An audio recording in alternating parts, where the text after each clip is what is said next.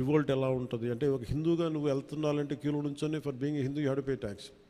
So అలాంటి interesting elements ఉన్నాయి and it's more of a wholesome entertainer అని తప్ప దీంట్లో ఏ విధంగా పొలిటికలైజ్ అనేది ఏముండదు. ఇట్స్ ఫ్యామిలీ ఎంటర్టైనర్ కాదు. ఇది నేను చేయటం వల్ల దీనికి ఇంకేదైనా రంగులు ఆపాదించబడతాయో నాకు తెలియదు కానీ బట్ నేను మటు సినిమా చేసినప్పుడు it is beyond politics.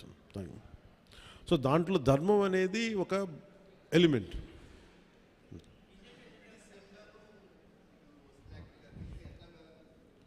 Sir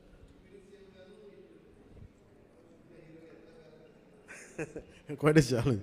ఇందాక కూడా ఎవరు ఇంటర్వ్యూలో అడుగుతూ ఉన్నారు మీరు మేడం మీరేనా అడుగుతా అంటే సినిమాల్లోనూ ఒకటే చాయిస్ ఉంటుంది either films or politics at this stage అంటే I said I opted for politics. I opted for అంటే నాట్ సినిమా పాలిటిక్స్. సో అందుకని నా ప్రయారిటీ పాలిటిక్సే అడ్మినిస్ట్రేషన్ పెట్టి నాకంటూ కొంత టైం అనుకున్నప్పుడు దాన్ని బట్టికే కేటాయించడం జరిగింది. అట్లా సాధించాను. ఏ సినిమాకి చేయని విధంగా ఫస్ట్ టైం ప్రమోషన్స్లో దిగారు మీరు. ఇది చాలా ప్రత్యేక పరిస్థితులు ఉన్నాయి సార్. నేను మామూలుగా అయితే పెద్ద చేయను. అంటే నా వల్ల నిర్మాతలు నష్టపోయారు. అది కూడా ఎలా నష్టపోయారు, ఒకటి కరోనా, రెండు న్యాచురల్ డిజాస్టర్, రెండు న్యాచురల్ డిజాస్టర్స్, ఇంకోటి man made disaster, administration disaster, ఇక్కడ పొలిటికల్ ఇది ఇక్కడ. సో మూడింటికి నిర్మాతలు బలైపోయారు. సో దానికి నేను ఒక నైతిక బాధ్యత వహించి లేట్ అయిపోయిన సినిమాని ప్రమోట్ చేయాల్సిన బాధ్యత నా మీద ఉంది. అంతేగాని ఎందుకంటే నాకు రెమ్యునేషన్ కూడా దీనికేమి అదే ఇంకా రేపు హిట్ అయితే నాకు తెలియదు కానీ సో అలాంటి పరిస్థితుల్లో రిలీజ్ చేశాను. ఎందుకంటే ముందు సినిమా ఆడాలి, సినిమా రిలీజ్ అవ్వాలి, నిర్మాత బయటపడాలి అన్న సదుద్దేశం. అది కూడా ఏంటంటే నేను పాలిటిక్స్లో ఉండటం, గత ప్రభుత్వం చేసిన మ్యాన్ మేడ్ డిజాస్టర్స్ వీటన్నిటి వల్ల నలిగిపోయిన దానికి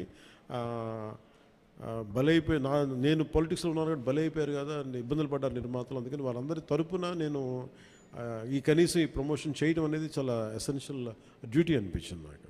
అంతమించి మామూలుగా అంత అవసరం ఉండేది కాదేమో. సార్ ఆ సినిమా తీసేటప్పుడు కొంత ఇబ్బందులు కూడా పడ్డట్టున్నారు మీరు. ఏంటి సార్? ఆ సినిమా తీసేటప్పుడు కొంత ఇబ్బందులు కూడా పడ్డట్టున్నారు, సమ్మర్లో కానీ నైట్ టైంలో షూటింగ్ చేయటం కానీ. అంటే ఎలా అంటే నేను అంటే ఇక్కడికి వెళ్ళి వైజాగ్లో అరెస్ట్ అయ్యి మళ్ళీ వచ్చి 4 రోజుల తర్వాత మళ్ళీ ఇలా చేశాను. అంటే అరెస్ట్ అంటే చూశారు కదా ఎలా పెట్టారు. అట్లాంటి పరిస్థితుల్లో 1-10లో కానీ అంటే okay that's part and parcel, there is no complaint about it. నాకేమనిపించిందంటే ఈ ఇబ్బందులు పడటం ఒకటిను, పార్టీని నడుపుతా ఏమాత్రం హోప్లెస్ పొలిటికల్ సిచ్యువేషన్లో ఉండి సినిమాలు చేస్తా, 10 రూపాయలకి 15 రూపాయలకి టికెట్లు ఏదైనా రిలీజ్ అయితే ఇబ్బందులు పెడతా, నాకు వీటన్నిటికీ దాటి అధిగమించి ఇక్కడ దాకా రావడం చాలా పెద్ద విజయం అనిపించింది. సో టఫ్ సిచ్యువేషన్ ఇక్కడ దాకా వచ్చి I'm grateful for the producers.